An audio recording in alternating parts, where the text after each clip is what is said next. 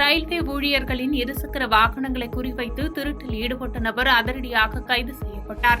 ஈரோடு அடுத்த railway colony, Kollampalayam உள்ளிட்ட பகுதிகளில் ரயில்வேயில் பணிபுரியும் குடும்பத்தினர் பலர் வசித்து வருகின்றனர். இந்த நிலையில் கடந்த சில தினங்களாக ரயில்வே ஊழியர்களின் இருசக்கர வாகனங்கள் தொடர்ச்சியாக திருடு போனதாக புகார் அளித்தது. அதன் பேரில் ஈரோடு சூரம்பட்டி போலீசார் தனிப்படை அமைத்து திருட்டில் ஈடுபட்ட நபரை தேடி வந்தனர்.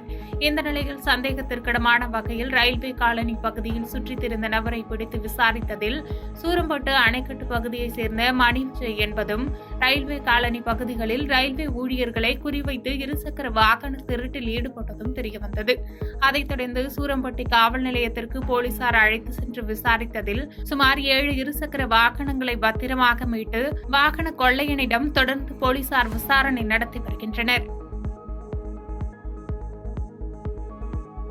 பாதகம் செய்பவரை கண்டால் நாம் பயங்கொள்ளலாகாது பாப்பா.